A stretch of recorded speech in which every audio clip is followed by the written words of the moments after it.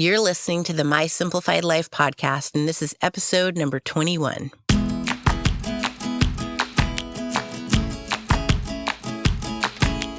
Welcome to the My Simplified Life podcast, a place where you will learn that your past and even your present don't define your future. Regardless of what stage of life you're in, I want you to feel inspired and encouraged to pursue your dreams, simplify your life, and start taking action today. I'm your host, Michelle Glogovac, and I'm excited to share my stories and life lessons with you while taking you on my own journey.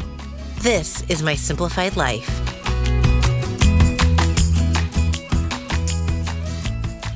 Hey guys, welcome back to another episode.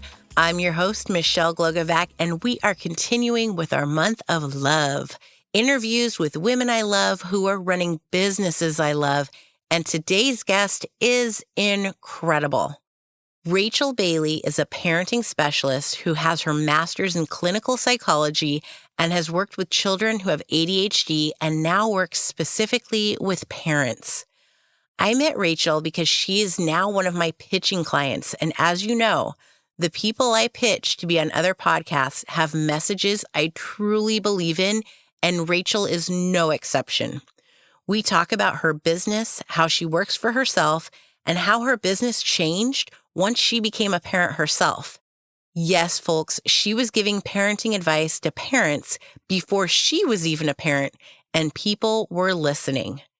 You're going to hear some of my concerns as a work-from-home mom with my two kids, and Rachel is basically giving me a coaching session, which turns out amazing. If you're wondering if screen time is a good or bad thing, or if what you're doing is the right thing, then you don't want to miss this episode with Rachel. She is authentic and genuine and is one of the sweetest women I know. I love her parenting philosophy and how she truly is not judgmental in her advice or in how you're doing as a parent. So if you're wondering, like I have been, if you're doing the right thing with your kids, especially when it comes to having a business or starting one while your kids are young, this is a must listen. Spoiler alert, you should have something for yourself to focus on as a parent and not only have it be just about your kids. So sit back, listen, learn that you're doing a wonderful thing with your kids, and enjoy this amazing interview with Rachel Bailey. Hi, Rachel. How are you? I'm doing great. Thanks. I am so happy to have you with us. I would love for you to share with everyone what it is that you do and what your business is about. So I am what I call a parenting specialist. And basically what that means is my background is in clinical psychology.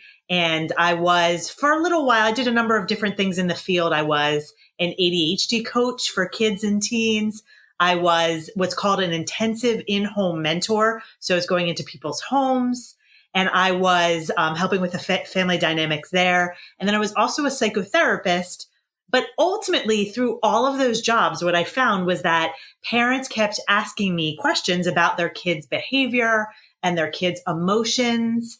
And so at some point I said, okay, there's such a need out there. There's so many parents having problems. I need to build a business around finding the solutions and how can I get them these solutions that they're looking for or these tips and strategies and tools so that I can support them in what they really need. So now all I do is I work with parents. All you do. I love it.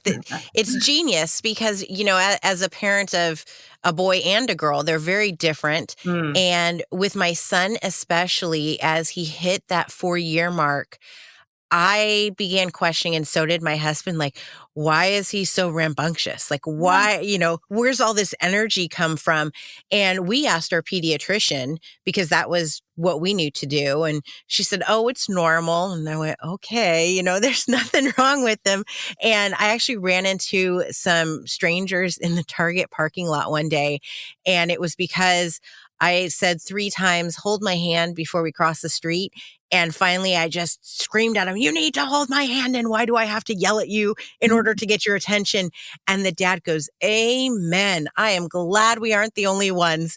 And it turns out they had a 4-year-old son too, that they had just talked to their pediatrician about, where's this energy coming from, this non-listening. And it's a 4-year-old boy thing. Oh, totally. I So actually say in my business, one of my most common calls is I happen to say 3-year-old boys, but that is one of my most common calls. Absolutely. Yep. that is so funny, but nobody tells you this. Right. Of course, there's no handbook, which would be awesome. Right. But those questions are so common. Why is my child doing this? And then the second part is, and what can I do about it? And that's basically what I do for a living is I help parents understand why is your child doing this and what can you do about it? That's my job right there. That's amazing. And you were doing this before you had kids? I started actually, yes, before I had kids. I was doing parenting workshops and things like that because I'd been working with the kids and with the teens. So I was just telling parents what I was doing to help their kids. And then now it does help that I'm a parent, but I was doing it before, yes. That's interesting. Mhm. And people, their reaction to you, like not being a parent, how did that go over? Did you have any roadblocks per se, or was it because you're already working with their children that they were accepting of what your specialty was? It was both. It was because I was already working with their children, I think, and they knew me and they trusted me. But I was also at the time before I had kids, I was studying to be a neuropsychologist. And so I really was able to explain how the brain impacts behavior. And people really like to know how the brain impacts behavior. And then what I was telling them was working. So I think the fact that they knew I had a clinical background, they knew me, and the tips that I gave them worked, all of that worked in my favor, even though I wasn't a parent yet. Rachel, you're really freaking smart. Well, that's very kind of you. I don't know about that. I do understand behavior and emotions and all that stuff really, really well. That is one of my superpowers. And I don't have many, but that is one that I do get that stuff. That's a great superpower to have as a business owner and as a parent. Well, my house isn't very clean. I'd rather have that power, or to cook. I'm a really bad cook. I'd like to have that power too, but I'm not so good at those things.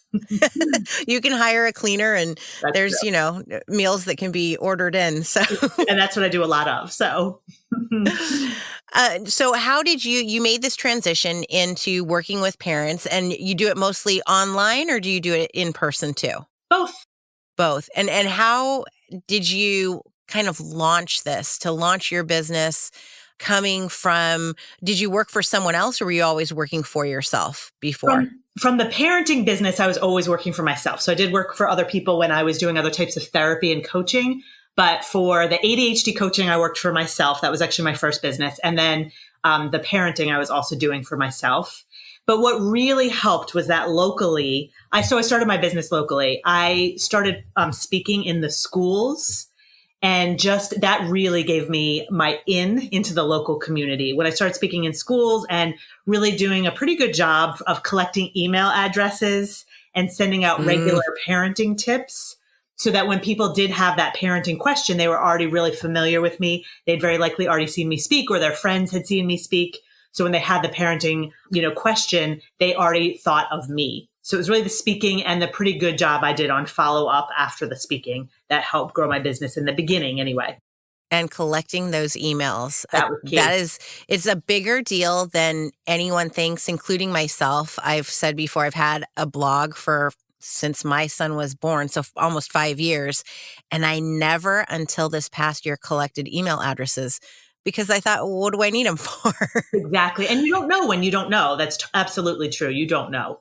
Yeah. And at the time, it was just a blog. It wasn't, a business. It was me writing about my wine. So there's definitely a difference. Yeah. But collecting those email addresses from the get-go is definitely key. Yes, absolutely. And collecting them after someone's already excited by you is actually so much easier. That's why, giving them something free that they love really works. But just if they have already seen you, they're so willing at that point to give up, to give you their email address. Yes, so true. Now, tell me how did things change, if they did, once you had children? They did definitely change once I had children, but I'm very lucky in that this job, because I work for myself, I was able to set my own hours. But certainly the focus went from being able to focus on my business all the time to now having other things that were important to me. And so my time management skills were always pretty good, but I got a lot better, obviously, when I had kids. And my business has shifted too, given where they were in school or with my childcare situation as well. So my business has ebbed and flowed based on where I was in my personal life as well. And then have you found that there's been any kind of a change in the way you teach parents or the tips that you offer now that you are a parent and you're in the thick of it? For sure, specifically because one of my daughters is a very sensitive child, really big emotions, really strong-willed at times, which I know is related to her big emotions. And so I work with a lot of parents whose kids are strong-willed or have big emotions, or my daughter's anxious. I work with a lot of parents of anxious kids. So I really can understand it. And that's the first piece. More importantly, I am not the best parent in the world. And I know I'm not being a good parent because I know what I'm supposed to do. So the fact that I can tell people I'm not a great parent and I'm still raising kids that are actually doing really well, I don't know if that's the truth, but I hear from a lot of parents that makes me just more relatable and they want to work with me even more because I'm so non-judgmental because I make tons of mistakes all the time. So I couldn't say that before I was a parent, and now I absolutely can. And that's so honest of you. And I love it because I completely agree. And my husband and I talk about this quite often because it's really hard for us to understand and comprehend that your kids act out more at home with you because they quote unquote feel comfortable most with you. Mm-hmm. And, our kids at least, we'll get frustrated that they're not listening and they're not obeying or they're not, doing what they're told. But then when we go out in public, they are angels. Yes. And people compliment their behavior and their manners. And we're like, what's going on? Is this normal? And I know that I'm not the best parent. I know that I should spend more time like down on the ground with them, but at the same time, I'm like, I must be doing something along the way right because they are acting properly towards others. Yes. And that's absolutely normal. Although not all kids are acting properly towards others. So you should give yourself some credit. But yeah, I mean, they're not wired to be good. And that's what I think a lot of us forget. They're not wired to be good. So if they're good all day long, then when they come home, just like at the end of the day, when we've had a day where we've like been on all day long, we just want to like kick back and relax. And that's what happens with kids too. They just kind of want to be in their safe space where they don't have to be on anymore. But yeah, I mean, the fact that they're good out there means you've taught them really well how to act in the real world. Absolutely. Hopefully it continues. Something that I also wanted to discuss with you, because we have a lot of new moms that are listening, and I come from a space where I feel that you can start your business even when your first child is born, because I feel that you can scale it to the point that you can have a full-blown business as big or as little as you want once they hit school, because 5 years goes by super duper quick. Mm-hmm. You don't realize that until I'm touring kindergartens, and in the fall, we're going to school. Mm-hmm. But, how does that affect your child? Does it affect your child? And I ask because I started this business with my kids at home. I had a corporate 9 to 5. We had a part-time nanny, but my husband and I have always worked from home. So the kids know no different than we work from home. We don't go to an office. But now I don't have any childcare. We decided that, if I can stay at home with them and have a business, then, that's even better. We don't have someone coming in. They don't go to daycare. They don't go to preschool. We do play dates and stuff. But, does that affect them in any sort of a way, whether positive or negative? We time manage it. So we do have play dates that we go to, but there's, in the morning, it's like the first 2 or 3 hours of my day is I am working. They understand that it's choppy work because there's breakfast involved and, we're getting ready for the day at the same time. But I just want to make sure that what I'm doing is not affecting them kind of negatively, if that makes sense. It makes so much sense. And no, what you are doing is not affecting them negatively. Now, of course, there's nothing wrong with people who are not building a business. That's not bad. But I think there's a huge benefit to being a parent who has young children and is doing something on the side for a number of reasons. Number one, I actually require the parents who work with me and they're working with me because they're struggling with their child's behavior or emotions or something. I require them to have something on the side, because when you have something outside of your child, not only do you have something that can occupy that space that your brain needs to be enriched and have that sort of thinking outside of things besides parenting. But it also, when I find a lot of parents who focus only on their kids are so reactive to their kids' behavior, because they're like, well, if my job is to parent right now, and if they're not acting well, then I'm doing something wrong. they become so entrenched in what their kids are doing if they don't have something outside of their kids. So I actually really, and it doesn't have to be a job at all or building a business for sure, but I think having something for yourself while you have young kids is essential. It could be something completely unrelated to a job, but you have to have something for yourself. And the only other thing I will say about businesses in particular is that I think there's a lot to entrepreneurship that really we can take and teach our children about. You know, the power of not giving up, the power of making mistakes and realizing that, you know, you just did something, your webinar didn't go well, and, you know, the technology all failed, and this is how I handled it. The understanding that you can't just create a product and hope people buy it. You have to learn how to market it, and you have to learn how to talk to people and influence people. All of those things, even at like 3 and 4 years old, you can teach kids lessons that you're learning as an entrepreneur. So for all of those reasons, I think it's a great thing to do when you have young kids. I love everything you just said, and I absolutely agree. I think also in addition to those things you mentioned of teaching your kids, for me, they're learning also how to interact with complete strangers. Mm, And, you know, if I have Zoom calls with clients and they know it's video, they know that they can't come in the room, but they also know the majority of my clients. mm. And they will come and say hello and ask how they're doing and ask about their kids. And they love it. They interact really well. And it's pretty darn cute. That's awesome. So yeah, there's another benefit. Yeah. Yeah, I definitely agree with that. And actually, the other day, I use Voxer a lot, especially with my editor, Daniel. And we were Voxing back and forth, and they both asked if they could Vox with him. So they said, hello, how are you? It's good to meet you. And then later, my daughter took her pretend cell phone and she said, I'm going to go talk to Daniel. And I listened to her quietly, but she goes, yeah, she's working. Well, she works hard because she does it for her kids. Ah, I melted. I was like, oh my gosh, I'm going to heartwarming. cry. Yes. Like she gets it. I'm not just doing this, you know, just for mommy. I'm doing it for them too. So Yeah. I'm going to tear up right now over it. It was Yeah. so sweet. That is amazing. Yeah, the lessons they learn are really, really amazing. They really can be. And, you know, last week, I did an interview with Michelle Terpstra, who's a career and business strategist. And she was saying that one of the reasons she does what she does is because she wants her daughter to have her as a role model to see that you can be a mom, a wife, and a business owner. Mhm. But I turned it back and said, you know, we do it for our sons too, because eventually they're going to marry someone, male or female, and they should have that same type of role model in their head of, you know, if my son marries a woman who stays at home with the kids, you know, where are his expectations? Mhm. And you know, he should be more than happy and willing that if she wants to work outside of the home, you know, good for her on it. Absolutely. I agree. It's such a good role model for both sons and daughters. I completely agree. Do you have any kind of tips? Like, what are your biggest tips or what are the biggest things that people ask you over and over again when it comes to parenting?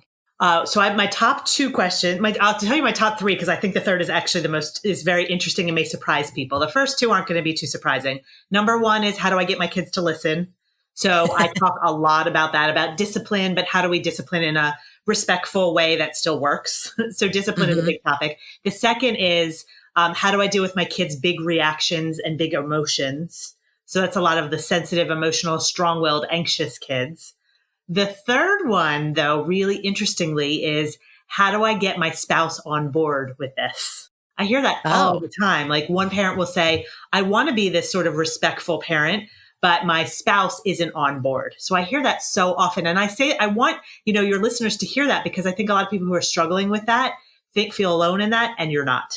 That it can be, you know, parenting struggles are real when you don't come from the same background or you just don't see eye to eye with your spouse, and it's real and it's work throughable for sure. and you know, that's really interesting that you mentioned that because my husband and I, he has two older children. So when we started dating and all this entire time, I've seen him as a Mm, parent. So we were, you know, basically parents together before we had our own children. yeah. And I've said this for many, many years that we're on the same page, and that's why it works. We wanted to raise our children the same way, and it was in seeing the way he parented his two older children that I got that experience, which most people don't, because you don't know how your partner is going to react as a parent. That is so true. And very much less common to be on the same page, because if you think about it, you have different backgrounds. You see things differently, and every parent wants what's best for their children, but they don't always agree on what that is. And like you said, you don't even know how you're going to react when you're a parent, Right. let alone your spouse. Yeah. Right. Yeah. Yeah. It's so interesting. And, I never thought about it in the present really, but it was something that I've said it to him before, if I saw how you were as a father. So I knew that you'd be a good father to our children too. And it's just not something that you really get to have. And we have an age difference. We have a 16-year gap. So there could be even more differences between the way we see things. But, it works for us and the way that we both parent. There's times that we have questions and, might not see total eye to eye, but overall it's very similar. Yeah. And that's great, because that's really good for your marriages. I know parenting can be such a strain on marriages, because it's, you do want what you want so much because you love your child so much, and you can't understand why your spouse can't see that. So it can put such a strain on a marriage, but it's definitely, parents do not have to see eye to eye to raise healthy kids. It just helps a lot, but they don't have to. I get that question a lot too. Is it okay if we're not on the same page? It is. It's just easier if you're on the same page. Hold on one second. We're going to have to pause. Declan, go back downstairs. No, Kitty scared me. Okay. Can you please go downstairs? We'll be done in a little bit. Don't come back in. Thank you. We'll edit that precious part out. Or not. That's like so on topic. Yeah. So this would be the part where working from home, my husband's currently traveling. Yeah. I have the podcast interview in my closet upstairs. They know not to come in, but they're still coming in. Yeah. So we could talk about that offline sometime if you want to. Just because. Or we can talk about it online too. I'm an open book. We actually could. We totally could if you want to. Yeah, sure. I hear, so I've been doing kindergarten tours. I've done like 5 of them now. And for me, I think it's funny that the 2 big questions that I am hearing in kindergarten tours are, where do we pick up and drop off our children? And how much screen time do you let them have? Mm-hmm. And both questions to me they're not completely irrelevant, but I can figure out where to drop off my kid and pick them up. And when it comes to screen time, I'm going to trust that the school's not going to put them in front of a screen for, 5-8 hours a day. Mm-hmm. But we do have screen time at home. And surprisingly, they've learned a lot from between me and our interactions. And, they know their colors, their numbers, they can write their names. They know all of these things. They even know words that I'm like, how did you know what that means? How does screen time play into this? And, what do you recommend for someone who is working from home without childcare? Where's this balance? And what do you suggest? Is there a good, a bad, all of this stuff, like what I'm doing? Coach me away.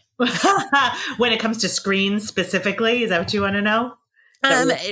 Partially screen time. Yeah. What is it? Do you have recommendations on what I should be doing or what someone else should be doing? And when I say screen time, we only recently got Kindles for Christmas.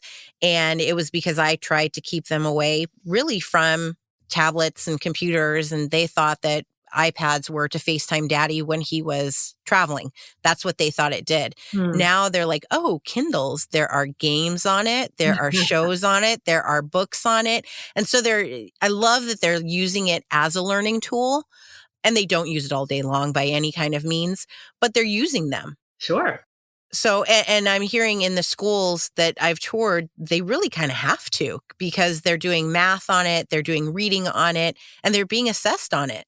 Absolutely. And I will tell you, my daughter is in 4th grade, and this was the first year, although it's trickling down to 3rd grade now where we live, they get Chromebooks that they so do ours. Yeah, they bring In them home. kindergarten. Yep. Oh, ours are getting them in kindergarten. Some of them are on a ratio of 1-to-1. There were a few schools that were 2-to-1 up until third grade, but they're getting them in kindergarten. Yeah. Oh, yeah, definitely. My kids, when they were in kindergarten, had like Tech Town where they were learning the technology. But now they're getting them and they're actually theirs. The school is giving it to them. They come home, they charge it. So, and they're on them. They are on them, in school. So that is reality.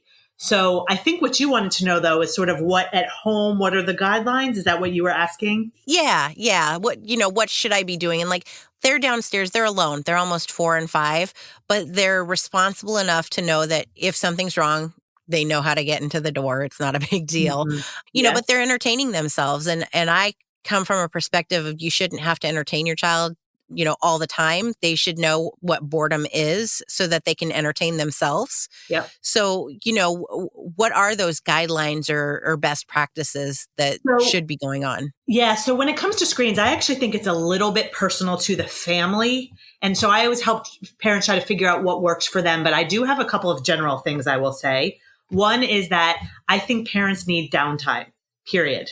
My kids are actually 7 and 9 years old, and we have rest time in the middle of the day, not because anyone's napping anymore, but because my husband and I need some time in the middle of the day to not be parenting and to not be, Yes. interacting with our kids. And I think sometimes screens are the solution for that. And sometimes parents, especially with really young ones who don't know how to self-entertain because their attention span is 3 minutes, sometimes screens offer that outlet. And I really think it's so important that parents are not pulling their hair out saying, no screens, and then feeling miserable and then snapping at their kids because they've got no alone time.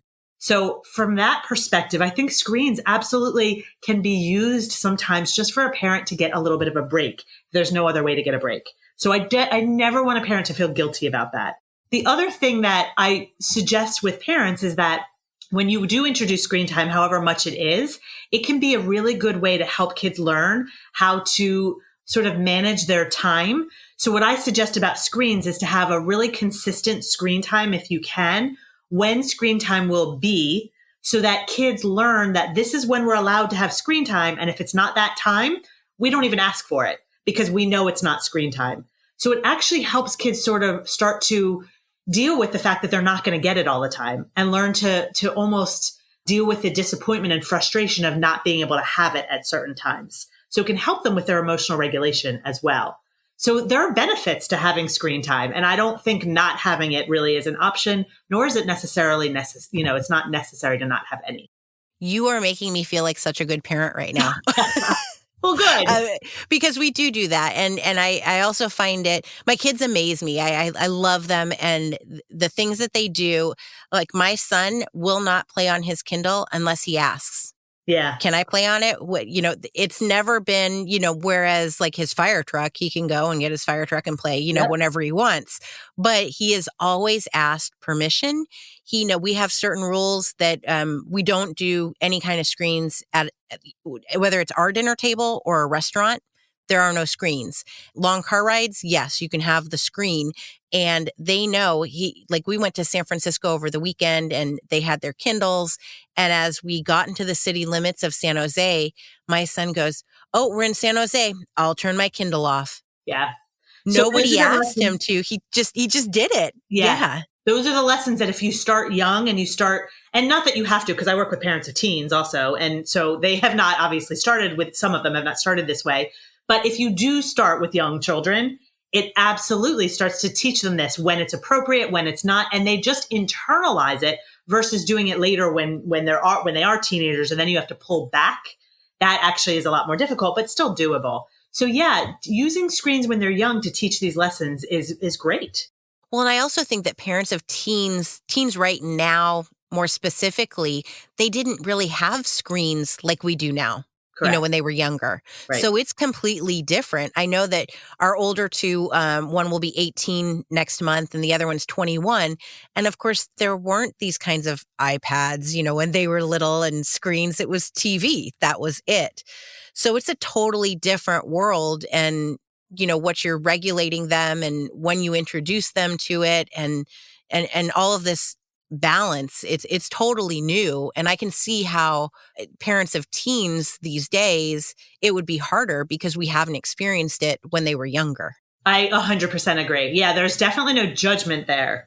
That I don't think it was different. We know now more than they did maybe 10 years ago or 15 years ago. I completely agree with you. Yeah, and I like to remind my stepkids that I didn't have my first cell phone, which wasn't even a flip phone. It didn't even take camera or photos. I was 21, and it was because that's when I got my first car. So Absolutely. we didn't have any of this stuff back in the day, and then we got Blackberries, and Yes, times have changed. they certainly have. And now what we had just seems like so archaic to them. Absolutely. Yeah, we've introduced the kids to what VHS tapes are because we have Yes. some Flintstones episodes. Yes, So at least they know what that is because most kids will not. absolutely. That's so true. Makes us feel old. So Rachel, what are you working on next? Because I believe you've got some classes you've got coming up. Yeah. So I've been doing a lot in my business for 8 or 9 years with one-on-one individual consultations. I do have a membership site as well. But what I find is that parents have the biggest aha moments when they're actually working in groups with others. So I'm starting to do more parenting groups. And since I've started doing this, I've probably been doing it for 3 or 4 years now. The benefit of these classes and these groups and hearing from other parents is so tremendous that I'm really going in that direction. That in addition, I'll still do the individual consultations and my membership site, but I'm doing a lot more classes. And I think parents just are definitely hesitant at first. Like, I don't want to do a class, but they get so much further taking these classes. So that's really where I'm putting a lot of energy because I always want parents to get the most value for what they're doing with me. I love that. And I think it also helps if you're in a class and someone says, this is the issue I'm having, or I need help with this. And someone else goes, oh yeah, me too, but I didn't want to say it. 100%. Anytime you can feel less alone, especially in parenting, it's just such a relief. It's like so therapeutic to know you're not the only one going through that your child isn't, you don't have to worry as much because yes, other kids are going through this and you're not crazy and your kids aren't crazy. It is so beneficial. And that's one of the main reasons that I love groups. I love that. And then talk about your podcast too. I do also have a podcast. Yes, I started a few months ago now and I'm absolutely loving it. So it's called Your Parenting Long Game. And it's really a way for me to reach more parents and showing some of the tools that I teach that are just really not intuitive, unfortunately. What we tend to do as parents that is logical and makes sense doesn't work. So I wanted to be able to give more parents tools to help them see what you can do to actually see the change that you want to see. And I'm going to start doing not only having guest experts, but I'm going to start doing some on-air coaching too for parents who really want to apply these tools to their own situation. Oh, I love that. It's like what we just did. Yes, exactly. This was amazing. Can you please share with us where everyone can find you? And we'll also have that in the show notes too. Yes, absolutely. So again, my podcast is Your Parenting Long Game. I also, my website is rachel-bailey.com.